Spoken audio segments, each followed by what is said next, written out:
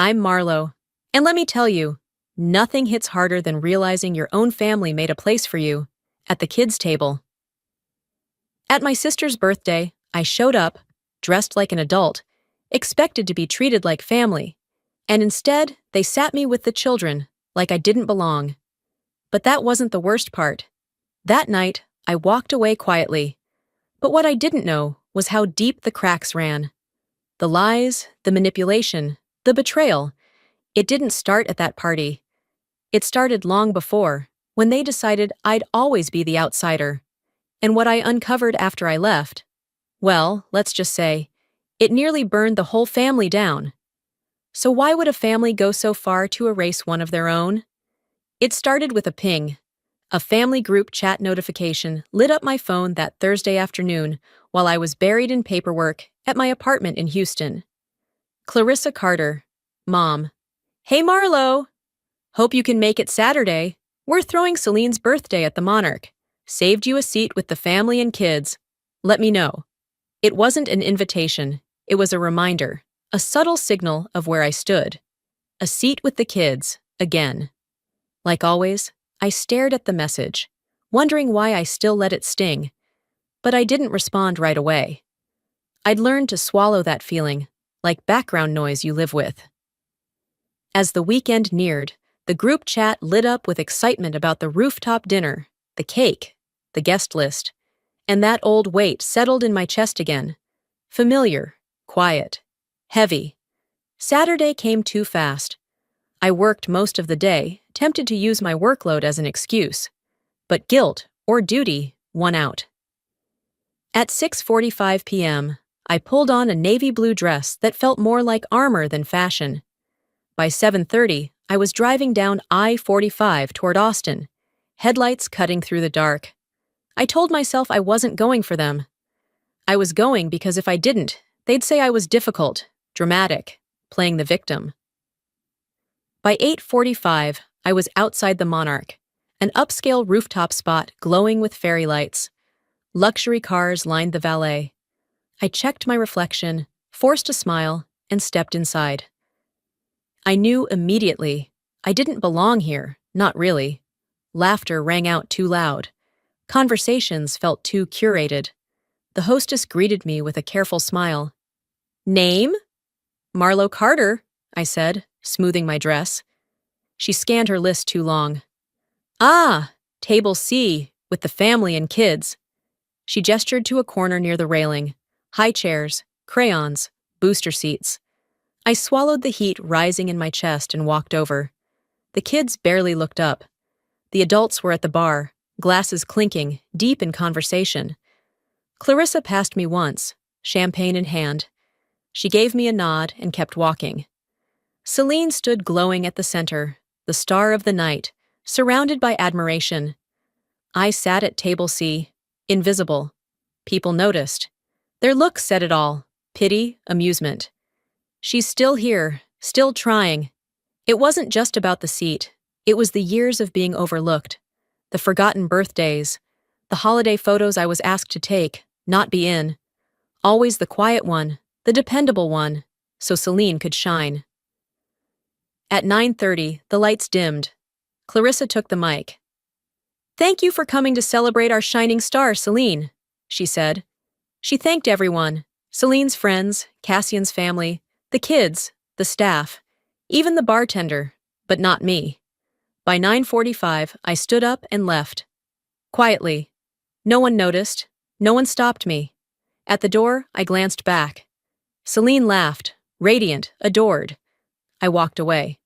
What I didn't know was that walking out wouldn't be the end. It would be the start of everything unraveling. I didn't stop walking until the glow of the Monarch's rooftop lights faded behind me, swallowed by the Austin skyline. The sound of glasses clinking and fake laughter still echoed in my ears as I reached my car parked 2 blocks away. I slipped behind the wheel, sat there for a moment, staring blankly at the steering wheel, trying to shake off the tightness in my chest.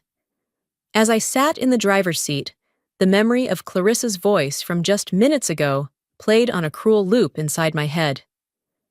Thank you all for coming to celebrate our shining star, Celine. And to all our wonderful guests, Cassian's family, Celine's friends, and of course, our amazing family. Her words floated above the crowd like confetti, warm, inclusive, until they weren't.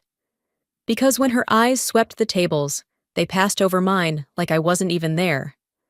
I remembered how she thanked the kids at my table, thanked the staff, even thanked the damn bartender, but never once said my name. By the time I started the car and pulled away from the curb, it was almost 10 p.m. The streets of downtown Austin buzzed with people spilling out of restaurants, couples holding hands, groups laughing too loud. I kept driving in silence. Halfway back to Houston, headlights slicing through the night, I felt it. This dull ache under my ribcage that wasn't just from tonight. It was an old wound, something I'd learned to carry, like a chipped tooth you learn not to bite down on. Because tonight wasn't new, it was just the most public. As the miles passed beneath me, my mind went back, like it always did, to all the moments that built this one. I thought about Christmas dinners when Clarissa would gush about Celine's promotions or her perfect boyfriend, then glance at me with that empty smile, as if she couldn't remember what I'd been doing that year. I thought about high school graduations, family BBQs, birthdays, especially birthdays. My knuckles tightened around the steering wheel when a memory I hadn't let myself touch in years resurfaced. I was 12. It was a gray February afternoon, and I came home from school to find Clarissa busy frosting cupcakes, balloons taped across the kitchen cabinets. My heart jumped. Maybe she remembered. Except the balloons were pink and silver, and the cupcakes were for Celine's 10th birthday. My birthday had been 3 weeks earlier. I'd spent it alone in my room with a store-bought cake I picked up myself. That night, when I finally asked Mom why she hadn't done anything, she smiled like I'd asked something silly. "You're older now, Marlo. You don't need all that." As if growing up meant you stopped deserving to be seen. I let the memory settle heavy in my chest as I merged onto Interstate 10. The clock on the dashboard blinked 11:45 p.m. By the time I reached Houston and pulled into my apartment complex, it was after midnight. The city was quieter here, streetlights casting long shadows across the empty parking lot. I parked, climbed the stairs to my second-floor unit, and unlocked the door to the stillness waiting inside. I kicked off my heels, set my phone face down on the counter without checking it, and walked straight to the living room window. Outside, the city lights stretched out like tiny fires, and for a long moment, I just stood there, breathing. It hit me then, how exhausted I was. Not from the drive, but from everything leading up to tonight. From years of pretending the crumbs they tossed my way were enough. The speech, the empty chair, the kids' table. It wasn't about the party, it never had been. It was about being invisible in a family that smiled for photos, but never saw me standing right there. Somewhere deep down, I knew this night would change something. I didn't know how or when, but there was a shift inside me. A thread pulled too tight, finally snapping loose. I turned away from the window, grabbed my phone, and checked it without thinking. 3 missed texts, all from Clarissa. "You didn't have to leave like that. It was Celine's night. I hope you're not making this about you again. Call me when you calm down." I laughed under my breath, low, humorless, the audacity. I set the phone back down and stood in the middle of my apartment, realizing for the first time that night, I was done trying to belong. I walked out of that party thinking I was leaving the past behind. But what I didn't know then was that walking away wasn't the end. It was the beginning of the reckoning. The texts from Clarissa were still sitting on my phone when I woke up the next morning, as if they'd been waiting all night to remind me I was the problem. I'd left my phone face down on the kitchen counter before collapsing into bed around 1 a.m., too drained to deal with anyone's guilt trip messages. When I finally rolled out of bed at 8 a.m., sunlight cutting through the slats of my blinds, the weight of last night returned before my feet even touched the floor. I made coffee on autopilot, trying to shake the heaviness in my chest. It wasn't just exhaustion. It was that old gnawing ache, the one that started years before anyone sent me a text saying I was too sensitive. The coffee maker beeped, pulling me back. I poured a mug, sat down on the edge of my couch, and finally picked up my phone. More messages. Clarissa again. You didn't have to leave like that. It was Celine's day. A second one, time-stamped after midnight. Honestly, Marlo, you could have just smiled and gotten through the night. Why do you always have to make it about you? And then Celine. Hers arrived just after 1:30 a.m. Grow up, Marlo. You've always needed to be the center of attention. You couldn't let me have one night without making a scene. I stared at the screen, the bitter taste in my mouth sharper than the coffee. There it was. Even when I quietly walked away, even when I didn't say a word, they still blamed me. I put the phone down, but my thoughts kept circling like vultures. This wasn't new.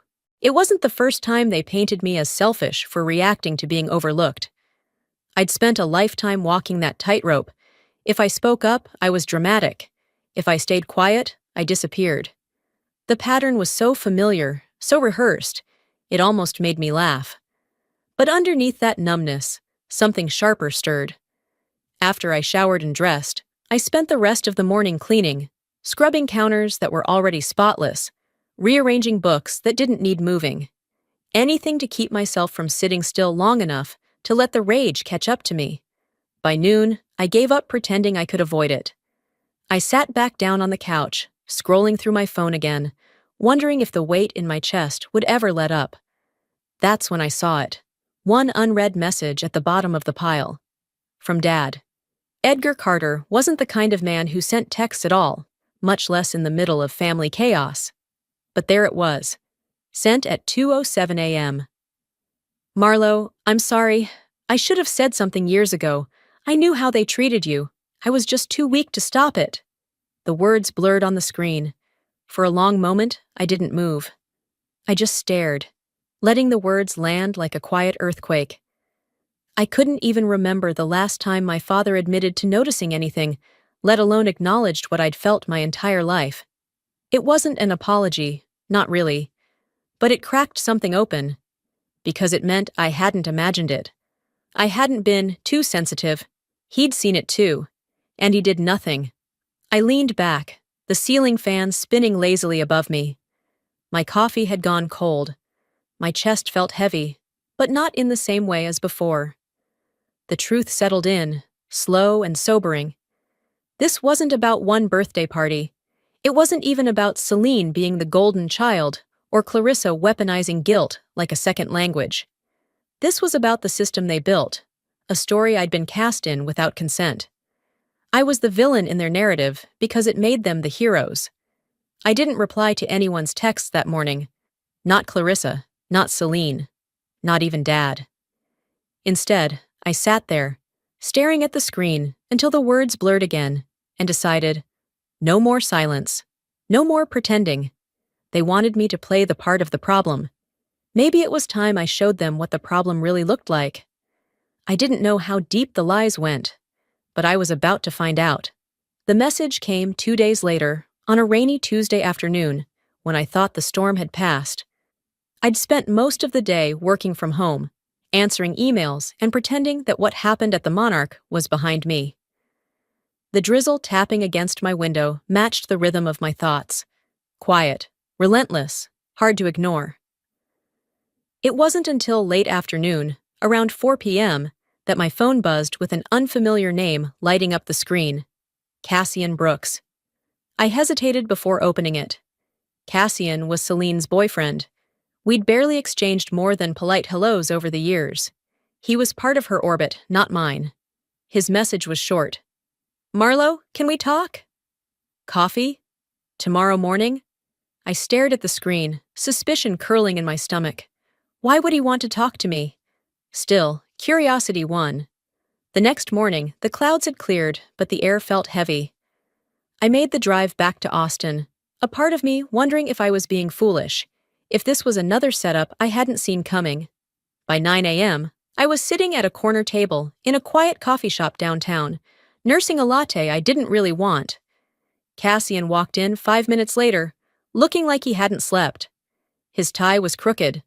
Dark circles smudged beneath his eyes. He scanned the room until he spotted me, then walked over. "Marlo," he greeted, voice stiff. "Cassian," I replied, motioning for him to sit. "Didn't expect to hear from you." He sat across from me, fiddling with his coffee cup like he didn't know where to begin. "I shouldn't be here," he said finally, "but after what I heard, I couldn't keep quiet." That got my attention. He glanced around, lowering his voice. The night of the party, before everyone arrived, I overheard Clarissa and Celine. My stomach tightened. "Overheard what?" Cassian exhaled, shoulders slumping. "They were in the back lounge, laughing about how you'd react when you saw your table." I didn't move. I couldn't. "They said," he swallowed, eyes meeting mine. "They said you'd finally know your place when you were seated with the kids." And then Clarissa joked, "She'll never leave. She needs us more than we need her." His words cracked something open inside me, sharp and immediate. It hadn't been carelessness. It hadn't been an oversight. It had been cruelty, calculated, deliberate. For a moment, the sound of the coffee shop around me faded. All I could hear was that voice in my head whispering the same thing it always had. "You don't matter." I looked down at my hands, curling them into fists beneath the table. Cassian cleared his throat. "I thought maybe it was just a bad joke. But the way you left that night, I realized it wasn't the first time, was it?" I shook my head slowly, the weight of it pressing down on me. "No," I said quietly. "It's never just one night." Images flickered behind my eyes. Birthday parties where I wasn't mentioned. Holidays where I took the photos instead of being in them. Whispered comments about how I was too sensitive, too much, or worse. Invisible. Cassian's voice broke through the spiral. "I'm sorry," he said. "I should have said something sooner." I met his gaze then, something cold settling in my chest. "It's not your apology I need," I replied, "but thank you." He shifted uncomfortably.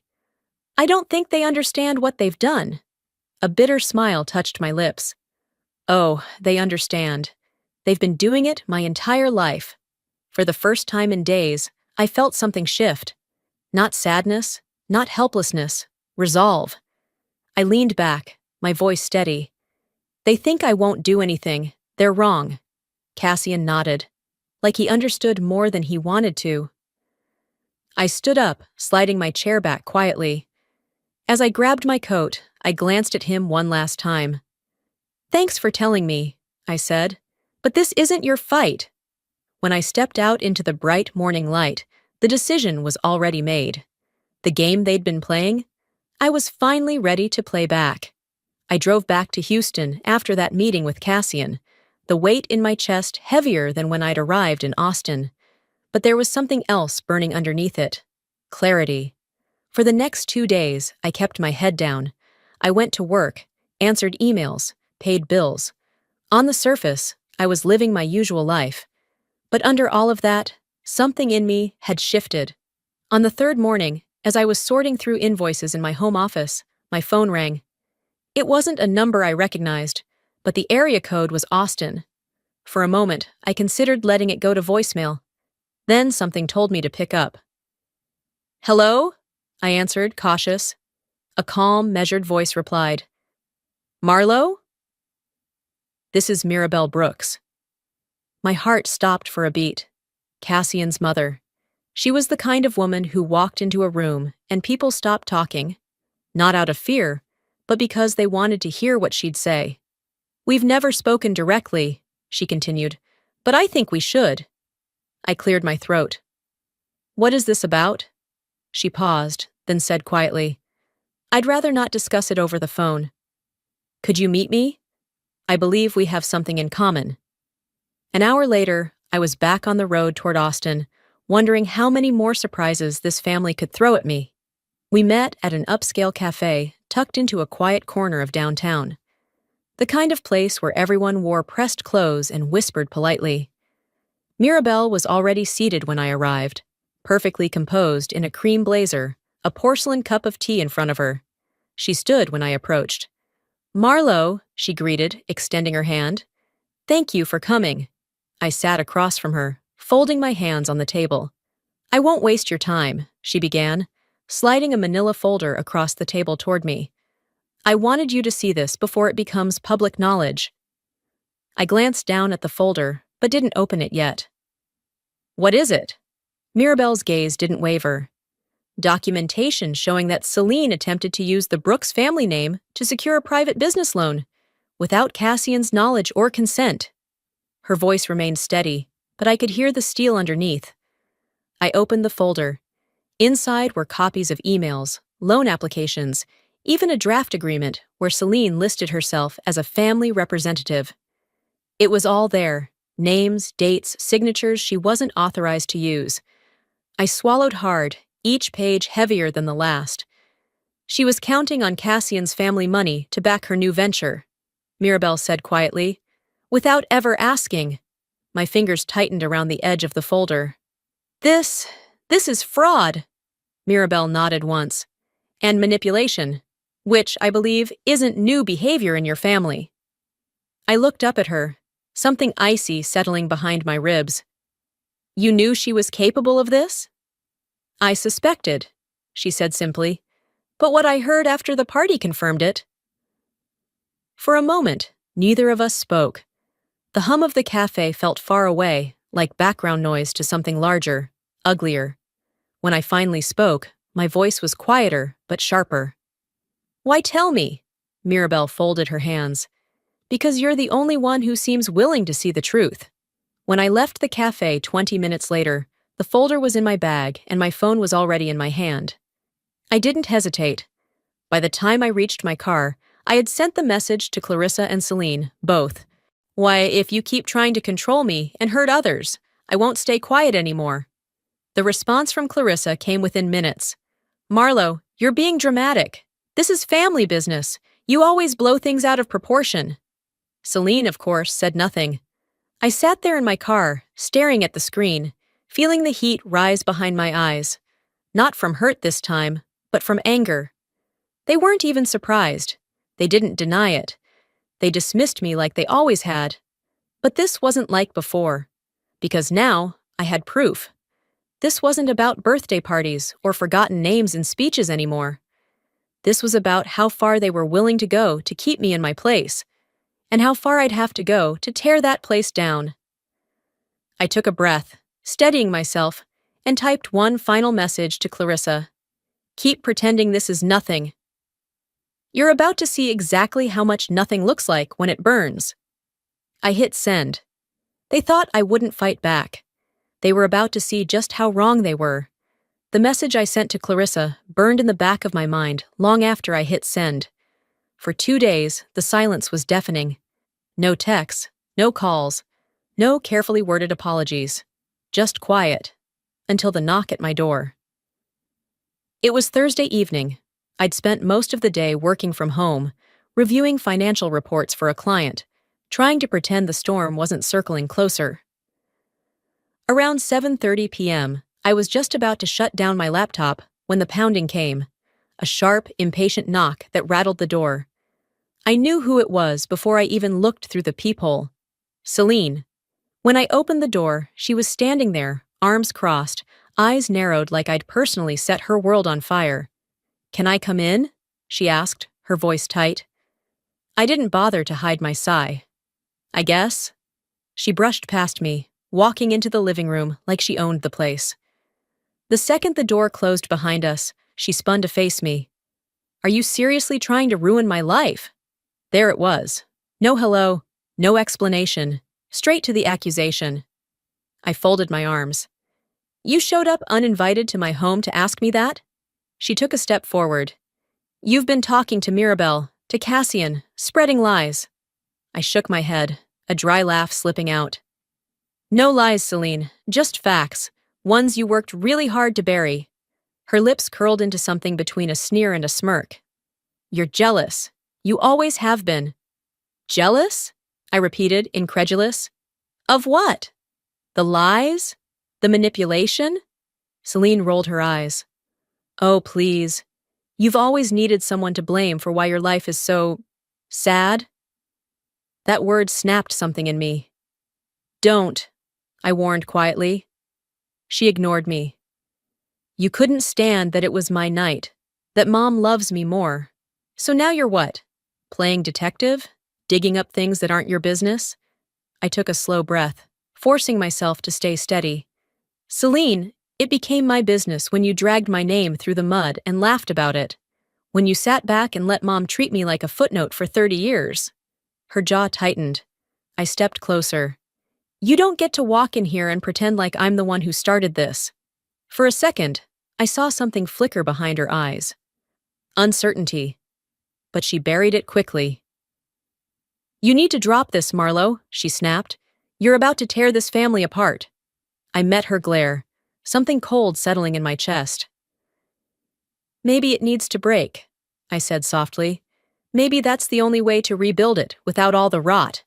Celine scoffed. You're unbelievable. Without another word, she stormed toward the door, yanking it open. Before she left, she turned back one last time. You're gonna regret this. The door slammed behind her. I stood there for a long moment, heart pounding, not with fear, but with something sharper. Resolve. Later that night, around 10 p.m., I was on the couch with a book I wasn't reading when my phone pinged. An email. From Clarissa. Subject line, let's not do this. I clicked it open. Sweetheart, it began. I know you're upset, but this doesn't have to get ugly. You know how Celine is. She doesn't mean half the things she says. Don't let this tear our family apart. There it was again. That carefully polished, insincere tone. The fake concern. The manipulation. The email ended with, let's talk soon. I know you don't really mean to cause trouble. I stared at the screen for a long moment. Then I deleted the message without replying. I wasn't falling for it anymore. No more gaslighting. No more pretending this was normal. I closed my laptop and sat in the dark, the hum of the city outside my window like background noise to the decision already made inside me. If they wanted a fight, they were about to get one. The days after Celine showed up at my door passed like a blur of static. I went to work. I logged into meetings. I smiled politely at the neighbors in the hallway. But something in me had hardened. By the 6th day after the party, the war began. It started quietly. A co-worker in my office's break room gave me a strange look as I poured my coffee. Someone I barely spoke to, a woman named Ashley, said under her breath, Hey, hope you're doing okay? Heard things have been rough at home. I frowned, forcing a polite smile. I'm fine, thanks. That was the first crack. By lunchtime, 3 more colleagues had awkwardly mentioned family drama I hadn't told them about. At first, I thought it was coincidence. Small-town gossip. Maybe someone saw Celine outside my apartment the other night. But when I checked my phone at 3 p.m., it was undeniable. Group chat messages, extended family threads, even a few DMs on Facebook, all hinting at the same thing. Is everything okay, Marlo? Your mom mentioned you've been struggling. I hope you're getting help. Clarissa said you've been lashing out a lot lately. Celine said you left her party in tears. Wish you'd just talk to her. My hands tightened around the phone as I scrolled, the words blurring together in one sickening thread. They were painting me unstable, mentally fragile, bitter, the unstable daughter causing family chaos. I set the phone down, breath shallow. They weren't just fighting back. They were trying to discredit me. Clarissa and Celine had done this before, in smaller ways. Little comments about how I overreacted, how I was too emotional. But now it was public. They were playing dirty. By evening, my phone wouldn't stop buzzing. Aunt Carol, who I hadn't spoken to in 2 years, texted, I know you're hurting, honey. Don't burn bridges. One of my closest friends called, voice hesitant. Your mom reached out to me, said you're spiraling. The word echoed in my head like a slap. I stood at my kitchen window, staring out at the Houston skyline, fury pulsing behind my ribs. This was how they'd always won. Not by fighting fair, but by convincing everyone else I was the problem. And for most of my life, I'd let them. Not this time. I grabbed my phone and scrolled back through my messages until I found Cassian's name. My thumb hovered for a moment before I typed, You deserve to know the truth. before you marry into this. I attached every document Mirabel had given me, the emails, the fake loan agreements, the messages Clarissa and Selene had sent over the years. Then I added one more message. They've spent their whole lives making me the villain, but you should know who's really pulling the strings. I hit send. It was almost midnight when I shut my laptop, the last remnants of my workday forgotten. The smear campaign had made one thing clear. There was no going back. I wasn't the family problem. I was the only one who'd finally stopped pretending. As I lay in bed, staring at the ceiling, the silence felt heavier than ever, but it wasn't suffocating. It was the calm before the storm. They tried to silence me. Instead, I just handed them the match. The fallout came faster than I expected. By the next morning, my phone buzzed with a single message from Cassian. "We need to talk." That was it. No hello, no pleasantries. The same Cassian who, a week ago, had barely spoken to me beyond polite nods, now wanted to talk. I replied with a simple, "Tell me when and where." That afternoon, I drove back to Austin. The clouds hanging low over the city felt like a weight pressing against my chest. When I arrived at Cassian's house, he was already waiting by the front door, hands shoved in his pockets, jaw tight. He didn't invite me inside. Instead, he spoke right there on the porch. "I ended it," he said without preamble. "With Selene." I blinked, trying to process. He went on. "After everything you sent me, the financial documents, the messages, the lies, I couldn't ignore it anymore." There was no triumph in his voice, just exhaustion. "My family knows," he added. "The investors pulled out of her startup this morning. The wedding's off." A beat of silence stretched between us. "She'll blame you," I said quietly. Cassian gave a bitter smile. "She already does." I nodded, my throat tight. "Thank you for listening," I said. He shook his head. "Thank you for telling me." When I drove back to Houston that evening, the sun had dipped low, casting long shadows across the freeway. For a moment, I felt lighter. But I knew better than to believe the storm was over. By the time I got home, there was an email waiting for me. Subject line, "Can we talk?" It was from Clarissa. My stomach twisted as I opened it. "Marlo," it began, "I think we've all let things get out of hand. I'd love to sit down over dinner and talk this through. This family doesn't need more division. Selene's hurting. You don't need to destroy her future over old wounds." She signed it. "Love, Mom." For a long time, I stared at the screen, rereading the words. It was everything I'd heard my whole life, wrapped in sweet concern and hidden threats. Don't ruin the family. Don't hold grudges. Don't make this about you. I closed the email without replying. For years, I'd bent myself backward to be the daughter they wanted. I'd swallowed every slight, ignored every wound. All for what? So they could rewrite the story and make me the villain? Not anymore. That night, after a long shower and a glass of wine, I sat at my kitchen table and opened my laptop. I typed a reply to Clarissa's email. No. That was it. No explanation, no apology, no more pretending. I hit send. Then I blocked her number. The next few days passed in eerie quiet. The family group chat went silent. Selene's social media accounts disappeared one by one. Friends who used to comment under every post fell off the radar. The whispers in the background were still there, of course. Co-workers, distant cousins, people who had opinions about family drama that wasn't theirs. But I stopped listening. I'd spent my whole life trying to fix something that wasn't broken by me. And now, for the first time, I didn't care how the story sounded to anyone else. Late one evening, as I sat on my balcony watching the Houston skyline glow against the night, my phone buzzed with one last message from an old family friend. "I don't know what's happening, but I hope you're okay." I smiled faintly, setting the phone down. I was okay. For the first time in my life, I chose myself, and there was no turning back. The days after everything collapsed stretched out like empty pages. It had been 2 weeks since Cassian called off the wedding. 2 weeks since Celine disappeared from every social platform she once dominated. 2 weeks since Clarissa's last attempt to pull me back in had failed. And the silence was deafening. The family group chat remained a graveyard. No memes, no family updates, no half-hearted birthday wishes. For years, I'd craved that chat's attention. I used to check it obsessively, hoping to see my name, to be included in the jokes, the photos, the plans. Now, it sat there, unread, irrelevant. In a way, it felt like mourning something that had died long ago. I didn't miss them. I missed who I thought they could be. One quiet Tuesday morning, as I was cleaning out my inbox, a new email appeared.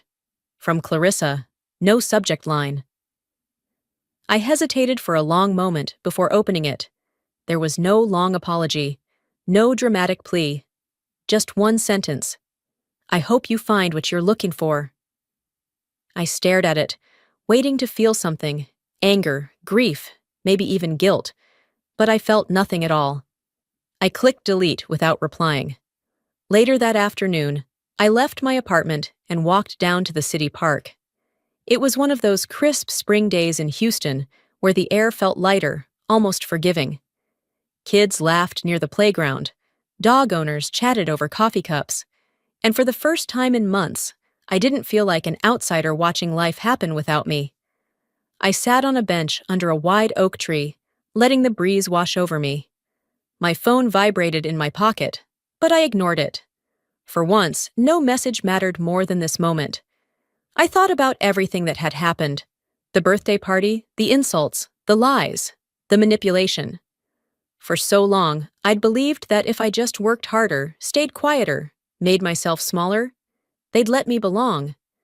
But that night, when I walked away from Celine's birthday party, I hadn't lost anything. I'd started finding myself. And it wasn't perfect. The wounds were still there, still tender beneath the surface, but they no longer controlled me. The park around me buzzed with life. A little girl zipped past on a scooter, her parents cheering her on. For a brief second, I thought about my own childhood, the birthdays without cake, the empty chairs, the long nights wondering what I'd done wrong. And then I let it go.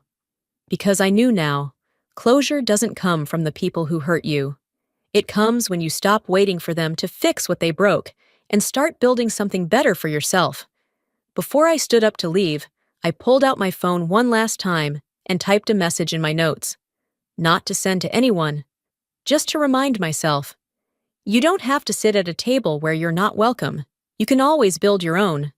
As I walked away from the park, the Houston skyline glittering ahead, I smiled. I left that night thinking I'd lost a family. But what I really did was find myself. And before I end this story, let me leave you with something I wish someone had told me a long time ago. Sometimes the people who should love you the most are the ones who hurt you the deepest. Not because you're unworthy, but because they're too broken to see you clearly. And you will waste years, maybe decades, trying to earn a seat at a table that was never built for you. But here's the truth I learned the hard way. You don't need anyone's permission to choose peace. You don't owe anyone your silence in exchange for their approval. Walking away isn't weakness, it's freedom. If you've ever felt invisible in your own family, or like no matter how hard you try, you're always the problem. This story was for you. Because you're not the problem. You're the one finally brave enough to stop pretending everything's okay. Now, I'd love to hear from you. Have you ever had to walk away from people you thought you couldn't live without, just to finally breathe again? Drop a 1 in the comments if this story hit home for you. Or tell me, where are you watching from? Your stories, your struggles, your victories matter here. And hey, if this video made you feel seen, if it gave you even a sliver of strength, don't forget to subscribe to the channel. There are more stories like this one waiting for you. Thank you for being here. And remember, you are never too old, too broken, or too late to start writing your own story.